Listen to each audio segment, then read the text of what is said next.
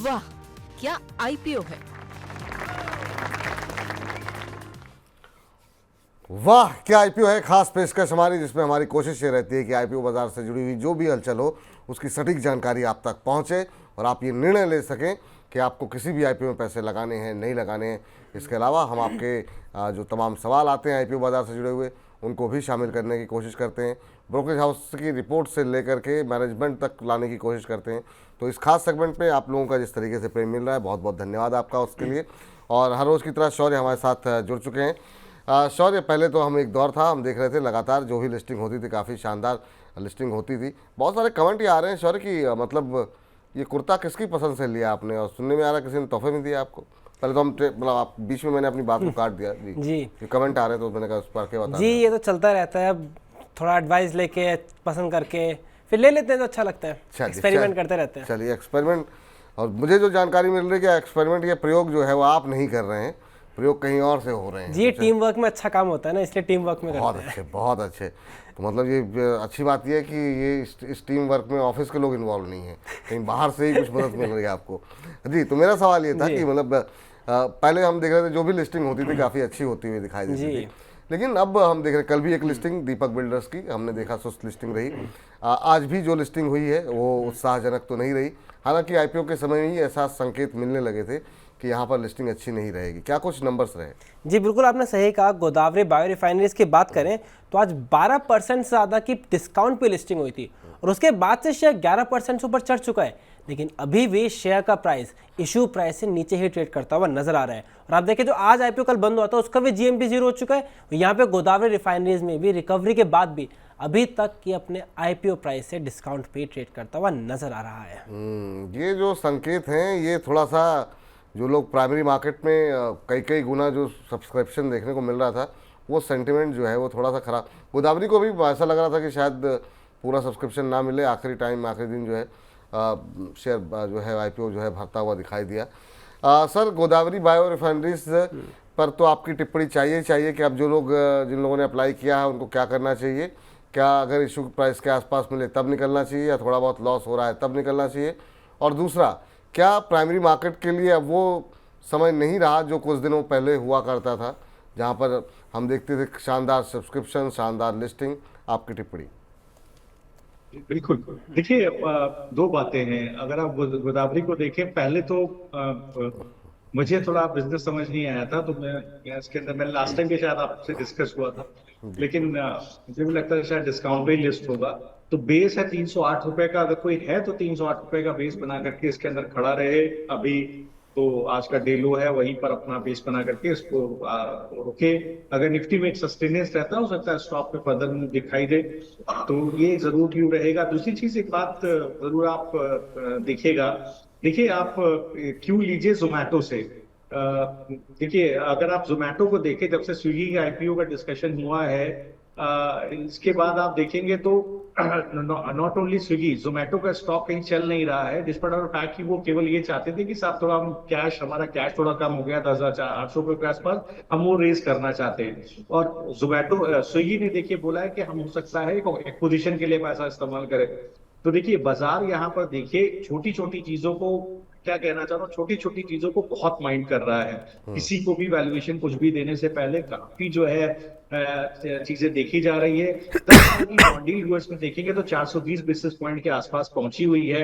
काफी बड़ा capital outflow हमें इंडियन मार्केट में देखने को मिला है और बहुत अच्छे वैल्यूएशन कंफर्ट पर स्टॉक्स देखने को मिल रहे हैं। अगर आप आज बैंकिंग स्पेस में ही देखें, आप कैनरा बैंक को देखें, बैंक ऑफ बड़ौदा को देखें, सिटी यूनियन बैंक देखें, फेडरल बैंक देखें, वहां पर अच्छी अपॉर्चुनिटीज है। जिस तरह के रिजल्ट आ रहे हैं वहां पर बहुत अच्छी अपॉर्चुनिटी है, चाहे वो आप हाउसिंग फाइनेंस सेक्टर को देखें या रियलिटी को देखें या इसके बाद आप एएमसी को देखें। तो राइट, आप अभी आप देखिए लॉजिस्टिक्स को देखें तो वहां पर देखिए रिजल्ट्स काफी अच्छे आते हुए दिखाई दे रहे। आईटी सेगमेंट पे देखिए बहुत अच्छे रिजल्ट्स आते हुए दिखाई दे रहे, वहां वैल्यूएशन कंफर्ट है। तो मुझे लगता है बिल्कुल इस वक्त सेकेंडरी प्राइमरी मार्केट में उतना पैसा शायद नहीं जाना चाह रहा है, मार्केट पार्टिसिपेंट नहीं डालना चाह रहा है, जितना सेकेंडरी मार्केट में अच्छी अपॉर्चुनिटी देखने को मिल रही है। आप देखिए कॉनकॉर के रिजल्ट पर ड्यूरिंग द शो हमने डिस्कस किया किस तरह का मूव रेलवे काउंटर्स में देखने को मिल रहा है, पारस डिफेंस में एक अच्छा मूव देखने को मिल रहा है, तो डिफेंस के अंदर भी देखिए अच्छा मूव देखने को मिल रहा है। तो पैसा कहीं ना कहीं सेकेंडरी मार्केट को ज्यादा चीज करेगा। ठीक सर, अभी आप जो बात कर रहे थे ना, उदाहरण जो आपने दिया जोमेटो का, उस पर हमारे पास एक सवाल भी आया है गौरव जैन जी का। कह रहे हैं विपुल सर और शरद सर को दीपावली की बहुत बहुत शुभकामनाएं। सबसे पहले तो गौरव जी आपको भी दीपावली की बहुत बहुत शुभकामनाएं। कह रहे हैं सर जोमेटो है इनके पास 260 के भाव में 100 शेयर। कह रहे हैं कि अगले हफ्ते स्विगी का IPO आ रहा है, तो क्या जोमेटो में बने रहना चाहिए या निकल जाना चाहिए? तो अभी आप जो उदाहरण जोमेटो का दे रहे थे उसके इर्द गिर्द ही इनका सवाल है। तो आपकी सलाह क्या रहेगी जोमेटो को लेकर के, ख़ास तौर से अगर हम स्विगी के IPO को ध्यान में रखें तो? बिल्कुल ये देखिए, आप देखिए जोमेटो को करीब 10,800 करोड़ के आसपास कैश है। ऐसा नहीं है जोमेटो को एक्विजिशन नहीं कर सकता जो स्विगी का पैसे से स्विगी कर सकता है। तो देखिए यहाँ पर क्या, अदरवाइज अगर परफॉर्मेंस भी देखेंगे जोमेटो का तो काफी अच्छा है। जब से इन्होंने ब्लिंकिट का बिजनेस किया है वहां पर बहुत अच्छा इनको ट्रैक्शन देखने को मिल रहा है। वहां कैपिटल काफी इन्होंने इन्फ्यूज किया है। यहाँ पर देखिएगा जो रिजल्ट भी आया उसके अंदर क्विक कॉमर्स के अंदर देखिए क्वार्टर ऑन क्वार्टर 23% ग्रोथ देखने को मिली है। आप देखेंगे तो B2B सप्लाईज में 22% ग्रोथ है। फूड डिलीवरी में भी गिरावट नहीं देखने को मिली है। तो देखिए यहाँ पर अगर आप देखेंगे तो बहुत अच्छा रेवेन्यू ग्रोथ है। मुझे लगता है देखिए, जब अगर आपको याद हो विपुल जी, जिस वक्त जियो फाइनेंस लिस्ट हुआ था उस वक्त सबसे बड़ा थ्रेट माना जा रहा था बजाज फाइनेंस के लिए। लेकिन अगर आप चैनल चेक करें, आज आप किसी भी स्टोर में चले जाएं, क्रोमा में या फॉर रिलायंस डिजिटल में, आपको जियो फाइनेंस का बंदा नहीं मिलेगा, लेकिन बजाज फाइनेंस का बंदा वहां बैठा हुआ आपको मिल जाएगा फाइनेंसिंग के लिए। तो देखिए सर, कंपटीशन कई बार अच्छा होता है। आपको भी इंसाइट पता चलता है अपने बिजनेस के बारे में, आपको भी समझ में आता है और बाजार एक्सपैंड होता है। कंपटीशन से कोई बाजार श्रिंक नहीं होता, बाजार हमेशा एक्सपैंड होता है। तो मुझे लगता है जोमेटो को बिल्कुल इसका फायदा होगा। अभी भी मेरा 360 का प्राइस टारगेट इंटैक्ट है। हैविंग सेड दैट, मैं ये नहीं कहता कि गिरावट आएगी तो कितनी आएगी, क्योंकि एक ऐसा बिजनेस है जिसमें एंट्री बैरियर मैं मानता हूं काफी लो है। इस तरह के बिजनेसेस में जितने भी टेक्नोलॉजी बेस्ड बिजनेस होते हैं एंट्री बैरियर काफी लो होता है। तो देखिए, लेकिन इवन देन मुझे लगता है 360 रुपए का भाव बिल्कुल यहाँ पर आना चाहिए। जब तक स्विगी की लिस्टिंग नहीं हो जाती है, बाजार को सारी बातें स्विगी के बारे में पता नहीं चल जाती हैं, तब तक जोमेटो नहीं चलेगा।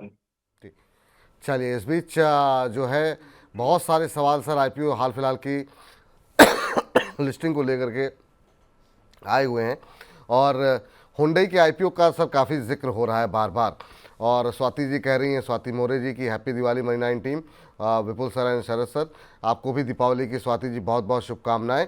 और कह रही हैं कि हुंडई के IPO अलॉट हुआ है, क्या करें, और या फिर फ्रेश एंट्री ले लें? सर आपकी क्या सलाह रहेगी? हुंडई में अभी जिनको अलॉटमेंट हुआ है वो अभी बने रहें, या आपको लगता है कि दूसरे विकल्प ज़्यादा बेहतर हैं, निकल जाना चाहिए? आपकी टिप्पणी क्या होगी हुंडई को लेकर के आज? लेकिन हालांकि मोमेंटम काफ़ी शानदार है सर, 3.5% से ज़्यादा शेयर ऊपर 1822 का लेवल देखने को मिल रहा है। तो देखिए, मकशू की बिल्कुल सब कुछ टेक्निकल्स पे आ गया, तो मैं आपको थोड़ी बहुत राय इसके अंदर देने की हालत में हूँ जी। अगर इस फ्राइडे को 1846 के ऊपर क्लोज हो जाता है hyundai का प्राइस, तो बिल्कुल आप इसको कैरी करके ले जाएगा। 3:15 बजे फ्राइडे को देखिएगा, अगर 1846 के ऊपर आपको दिखाई दे तो बिल्कुल आप इसको होल्ड करके लेकर के जाइएगा। अगर उसके नीचे दिखाई दे तो फिर कॉल आपकी है, फिर आपको 1750 के आसपास का स्टॉप लॉस लगाना पड़ेगा। हो सकता है फर्दर आपको गिरावट देखने को मिले, क्योंकि निफ्टी का थोड़ा भी वैसिलेट होता है, निफ्टी 24,600 के ऊपर नहीं सस्टेन होता है, तो एक गिरावट निफ्टी में देखने को मिल सकती है या कंसोलिडेशन देखने को मिल सकता है। उस स्थिति में दोबारा हमें में या जो भी स्टॉक वीक है, जो अभी भी अपने क्रिटिकल सपोर्ट्स के नीचे चल रहे हैं, वहां पर एक दोबारा आपको सेल ऑफ देखने को मिल सकता है। ठीक सर, चलिए इस बीच और भी सवाल हैं IPO से जुड़े हुए, तो उस पर भी हम नज़र डालेंगे। लेकिन उससे पहले कल जो IPO पे क्लोजिंग रही है, क्या कुछ रिस्पांस देखने को मिल रहा है, वो शौर्य से पूछ लेते हैं। शौर्य बताइए। ये रिस्पांस जो है एफकॉन्स इंफ्रास्ट्रक्चर कल बंद हुआ था, बहुत अच्छा देखने को नहीं मिला है। टोटल 2.77 टाइम्स सब्सक्राइब होते हुए नजर आए। लेकिन सबसे इंपॉर्टेंट पॉइंट, ग्रे मार्केट से प्रीमियम अब खत्म हो चुका है। ग्रे मार्केट से प्रीमियम खत्म हो गया है। रिटेल हिस्सा कितना पार्टिसिपेट हुआ, वहां पर कुछ जी बढ़ोतरी होती हुई दिखाई दी क्या? जी, रिटेल हिस्सा को ज़्यादा सब्सक्राइब होता हुआ नजर नहीं आया था। अगर एफकॉन के हम रिटेल सब्सक्रिप्शन को नजर डालें तो वो जो है 0.99 टाइम सब्सक्राइब हुआ था, यानी जिसने भी अप्लाई किया है सबको मिल जाएगा। और जब सबको मिलता है तो फिर प्रीमियम नहीं मिलता है, ये बड़ी समस्या है। यही हुआ था हुंडई के साथ भी कि सबको मिल गया था रिटेल में और नुकसान फिर बाद में उठाना पड़ा, प्रीमियम नहीं मिला था। सर एफकॉन जैसी कंपनी पे इतना मतलब इस तरह का रिस्पांस, क्या वजह क्या मानते हैं आप? और जिन्होंने अप्लाई कर दिया है, क्योंकि बड़ी संख्या में बड़ा आईपीओ था, काफ़ी लोगों ने अप्लाई किया है, क्योंकि ऑलमोस्ट पूरा पूरा सब्सक्राइब तो हो ही गया है। उन्हें क्या करना चाहिए जिन्होंने अप्लाई किया है? बिल्कुल इसको होल्ड की, मुझे लगता है बिल्कुल, देखिए सब्सक्राइब हो गया है विचेवर में, लेकिन वो तो लंबी अवधि के लिए बहुत अच्छा हो सकता है। लिस्ट होने के बाद भी आप खरीद सकते हैं, ऐसा कुछ भी नहीं है। देखिए पेरेंटेज बहुत स्ट्रांग है, शापूजी पालाजी ग्रुप की कंपनी है, बहुत बड़ा नाम है शापूजी पालाजी रियल एस्टेट के अंदर। ये तो मुझे लगता है कि बिल्कुल इस पर्टिकुलर आईपीओ के अंदर बिल्कुल जाना चाहिए। इंफ्रास्ट्रक्चर सेगमेंट में वैसे भी रियल एस्टेट का बहुत बड़ा बिजनेस है शापूजी पालन जी का, और आज का बिजनेस नहीं है। Shapoorji Pallonji as old as Tata's legacy is there. So देखिए यहाँ पर बिल्कुल अगर आप देखेंगे तो मुझे लगता है अगर लिस्टिंग हो जाए, लिस्टिंग वाले दिन के अंदर स्टॉक सस्टेन करे तो उसको बिल्कुल खरीदना चाहिए। अगर डिस्काउंट पे लिस्ट हो तो बहुत अच्छी बात है, बिल्कुल आपको बाइंग अपॉर्चुनिटी इसके अंदर मिलेगी। और फाइनेंशियल्स भी मोरलेस इसके खराब नहीं है, आप अगर देखेंगे अच्छा खासा रेवेन्यू है, और आप देखेंगे तो प्रॉफिट आफ्टर टैक्स थोड़ा सा म्यूटेड है। उसी वजह से देखिए शायद हो सकता है कि जो सिक्वेंशियली डिक्रीज दिखा है प्रॉफिट आफ्टर टैक्स में, मैं अभी इसके बहुत डिटेल में नहीं गया हूँ, बहुत डीप डाइव मैंने नहीं किया है, शायद वो वन ऑफ द रीजन हो सकता है जिस वजह से आप देखेंगे कि जो है दिक्कत है। और इसके अलावा अगर आप देखेंगे तो कोई कि कैपिटल एक्सपेंडिचर को लेकर के कोई प्लान सामने आता हुआ नहीं दिख रहा है, बड़ा कैपिटल एक्सपेंडिचर को कोई प्लान आता हुआ नहीं दिख रहा है। ये भी वन ऑफ द रीजंस हो सकता है। कोई भी कैपिटल इन्फ्यूज करेगा तो एक बिल्कुल स्पेसिफिक प्लान ऑफ एक्शन उसको चाहिए कि कैपिटल डिप्लॉयमेंट क्या होने वाला है। अगर आप वर्किंग कैपिटल के लिए उस पैसे को डालेंगे, ये फॉर दैट मैटर आप उसको लिवरेजिंग कम करने के लिए यूज करेंगे, तो बिल्कुल बाजार उसको पसंद नहीं करेगा। तो दो ट्विन डैम्पर मुझे दिखते हैं, शायद इसमें क्लैरिटी नहीं है फंड यूसेज की, दूसरी इसमें प्रॉफिट आफ्टर टैक्स में रेगुलर डिक्लाइन वाई बेसिस पर देखने को मिल रहा है, शायद इसी वजह से गिरावट देखने को मिलेगी। लिस्ट हो जाने दीजिए। अगर इस ड्यू कोर्स में कुछ क्लैरिटी आए मैनेजमेंट की तरफ से फंड यूटिलाइजेशन को लेकर के, हो सकता है स्टॉक के अंदर एक बड़ा मूव भी देखने को मिल सकता है। ठीक सर, तो ये राय निकल करके आ रही है यहाँ पर। और इस बीच ध्रुव पाठक जी का भी एक प्रश्न ले लेते हैं, उस पर जरा अभी अफकॉन्स पे थोड़ा सा और चर्चा करते हैं। लेकिन ध्रुव पाठक जी का सवाल है, राशि पेरिफेरल्स के आईपीओ के पे इन्होंने अप्लाई किया हुआ था और कह रहे हैं कि अभी आईपीओ के टाइम से ये यहाँ पर होल्ड पे बने हुए हैं राशि के अंदर। अब कह रहे हैं कि अभी और वेट करना चाहिए या फिर निकल जाना चाहिए। तो राशि पेरिफेरल सर बहुत पुरानी लिस्टिंग नहीं है, चार्ट्स पे क्या कुछ स्थिति दिखाई दे रही है आपको? क्या अभी भी आईपीओ के समय से जिन लोगों ने होल्ड किया हुआ है उनको बने रहना चाहिए? जी तो देखिए जिस तरह का इसके अंदर चार्ट निकल करके आ रहा है, मुझे लगता है एक गिरावट इसके अंदर है। और कम से कम ये स्टॉक अभी इसका भाव है करीब 384, इसको 400 के ऊपर निकलने दीजिए। जब तक ये 400 के ऊपर 410 के ऊपर सस्टेन नहीं होगा, मुझे नहीं लगता इसके अंदर बुलिशनेस आएगी। 410 के ऊपर सस्टेन होने दीजिए, फिर आपको एक पुल बैक 450 रुपए की तरफ इसमें देखने को मिल सकता है। एक बेस स्टॉक के अंदर जरूर बन गया 350 पर, जिसके पास है वो 350 के स्टॉप लॉस से होल्ड करे। 410 के ऊपर फ्रेश बुलिशनेस बनेगी जो इसको 450 460 की तरफ लेकर के। ठीक, चलिए इस बीच एक सवाल और लेते हैं, फिर जरा स्विगी के ऊपर अगले हफ्ते जो खुल रहा है उस पर बात कर लेते हैं। और उस पर सवाल आया हुआ है एरोफ्लेक्स इंडस्ट्रीज़ के ऊपर। आज 5-5.5% की तेज़ी है सर, और ये आईपीओ के ऊपर ही इनका प्रश्न हमारे एक दर्शक हैं अपर सर्किट के नाम से, कह रहे हैं कि 500 शेयर हैं और ये जानना चाह रहे हैं कि यहाँ पर अब छोटी अवधि में क्या कुछ लक्ष्य निकल के आ सकते हैं। 184 रुपये के आसपास इनके पास के भाव के इनके पास बने हुए हैं, 10 रुपये के आसपास इनको बन रहे हैं, और ये आज 5-5.5% हुआ, 10 रुपये के आसपास की तेज़ी है। तो शॉर्ट टर्म के लिहाज से एक बार प्रॉफिट बुक करना चाहिए या कोई ट्रेलिंग स्टॉप लॉस लगाना चाहिए? बिल्कुल बने रहिए आप, ये धीरे धीरे करके 230 240 रुपए तक जाएगा स्टॉक। 194 का भाव है, बिल्कुल अप ट्रेंड में है स्टॉक, बहुत अच्छा बेस बना हुआ है 180 175 से 180 रुपए के पास। बिल्कुल बने रहिए, स्लोली एंड ग्रेजुअली ये बेस नहीं टूटना चाहिए, अगर बेस टूटे तो बेचेगा, अदरवाइज मुझे लगता है धीरे धीरे करके 240 250 तक स्टॉक आपको जाता हुआ दिखाई देगा। ठीक, इस बीच सर इधर एसएमई आईपीओ आप देख रहे हैं क्या? अभी एक दानिश पावर करके एक आईपीओ आया था, बहुत लोगों की जिज्ञासा है उसके बारे में जानने की, या फिर अभी एसएमई को अवॉइड करना चाहिए? देखिए जी तो देखिए मेरे पास चार्ट है इसका जी तो ये अभी लिस्ट हुआ है, आई थिंक आज ही लिस्ट हुआ है क्या ये? जी जी जी बिल्कुल जी तो देखिए बिल्कुल अगर आज लिस्ट हो गया है और जो डे लो है, मुझे लगता है डे हाई के आसपास ये ट्रेड कर रहा है, जी। तो बिल्कुल आप इसको होल्ड कीजिए, डीलों का स्टॉप लॉस लगाइए और बिल्कुल इसको आप होल्ड कर सकते हैं।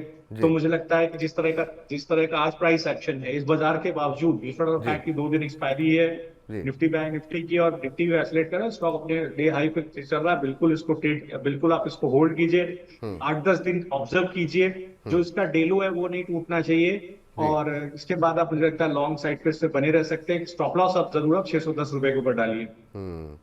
कल लिस्ट हुआ था ये शेयर और 126 गुना से ज़्यादा सब्सक्रिप्शन के आंकड़े यहाँ पर देखने को मिले थे और करीब 50% प्रीमियम पर इसकी हुई थी लिस्टिंग।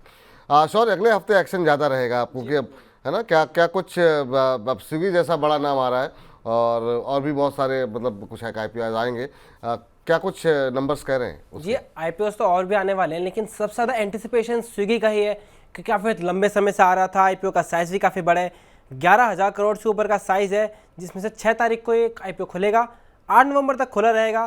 प्राइस बैंड है 371 से 390 रुपीज़ का। तो कंपनी ने अपना प्राइस बैंड को भी कम करा है, पहले 15,000 करोड़ के आसपास उठाने को देख रहे थे, साइज़ को भी छोटा करा है और इसमें फ्रेश इशू है 4,500 करोड़ का। और सबसे एक और पॉइंट, GMP थोड़ा घटते हुए नजर आया है, पहले कल तक 24 रुपये का चल रहा था, जो अभी गिर कर 18 रुपये का हो चुका है। चलिए, तो फिलहाल जो है ग्रे मार्केट में प्रीमियम घट रहा है, लेकिन बाजार का सेंटिमेंट सुधरेगा तो कई बार प्रीमियम भी सुधर जाते हैं।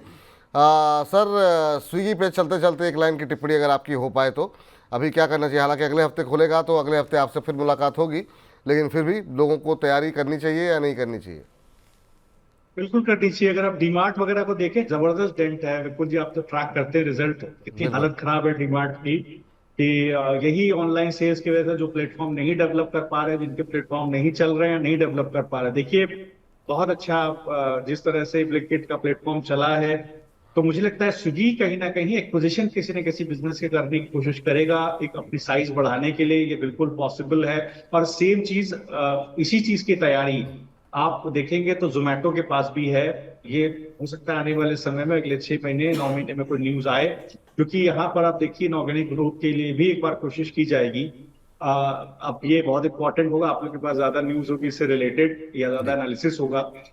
मुझे लगता है कि देखिए, बिल्कुल यहाँ पर इसको बिल्कुल सब्सक्राइब करना चाहिए, क्योंकि बिजनेस बहुत स्टेब्लिश मॉडल है, बहुत क्लियर मॉडल है, जो रिटेलर, जो एक इन्वेस्टर को भी समझ में आ रहा है। और मुझे लगता है बिल्कुल यहाँ पर आपको वो करना चाहिए। और देखिए, बिल्कुल शुरुआत में जिस तरह से सभी कंपनीज में होते हैं, इन्वेस्टमेंट में पहले 3 से 4 साल में लॉस रहेगा, जो इनके पास भी लॉस है। लेकिन सीक्वेंस अगर आप देखें YoY बेसिस पर, बहुत अच्छी चीज है कि लॉस गिरता हुआ दिखाई दिया, बहुत अच्छे ढंग से लॉस गिरता हुआ दिखाई दिया है। मार्च 2022 में जो 3600 करोड़ के आसपास का नुकसान था, वो अब घट करके 611 करोड़ के आसपास रह गया। बहुत अच्छी चीज है। हो सकता है आने वाले साल 2 साल में 2 साल आप मान करके चले, हो सकता है कंपनी का नुकसान भी खत्म होता हुआ दिखाई दे। और बहुत इंटरेस्टिंग होगा देखना कि किस तरह से कंपनी क्या एक्विजिशन करती है, किस तरह से ब्लिंकिट जैसे प्लेटफॉर्म को कैटर करती है। तो मुझे लगता है बिल्कुल लिस्टिंग के लिए जाना चाहिए। अच्छा बिजनेस है। और यहाँ पर मुझे लगता है कि वैल्यूएशन में सबसे बड़ी चीज है, मुझे एक चीज जरूर कंसर्न लगती है, शौर इस पे भी कमेंट करेंगे। ये देखिए, 4600 करोड़ रुपया केवल आप रेज कर, बाकी ऑफर फॉर सेल है। तो देखिए, ये बाजार हो सकता है डैम्पनर हो बाजार के लिए। तो ये एक चीज जरूर दिक्कत हो सकती है कि बहुत ज्यादा कैपिटल हमारे पास आएगा नहीं खर्च करने के लिए। 4,4500 करोड़ रुपए के आसपास जो है कैपिटल रहेगा। तो देखिए वो किस तरह से यूटिलाइज होता है, क्या उसका प्लान रहता है, क्योंकि 10,500 करोड़ के आसपास तो वैसे भी बैलेंस शीट में cash and cash equivalent Zomato के पास पड़ा हुआ है। तो ये सब चीजें थोड़ा इंपॉर्टेंट होगी, डीप डाइव करने की जरूरत है। बट मुझे इसके बाद भी लगता है कि यहाँ पर लिस्टिंग काफी अच्छी हो सकती है। ठीक है, तो चलिए इसी के साथ तब हमारे इस खास सेगमेंट को यहीं पर समाप्त करते हैं। अगले हफ्ते की पूरी तैयारी करिए आप लोग, और नए नए जो IPOs आ रहे हैं उसमें कहाँ पर पैसे लगाने हैं, कहाँ नहीं लगाने हैं, इस पर आगे भी बातचीत होती रहेगी। शौर्य, बहुत बहुत शुक्रिया, बहुत बहुत धन्यवाद आपका आज की इस चर्चा में जुड़ने के लिए। तो वाह क्या IPO है में इतना ही। वाह क्या IPO है।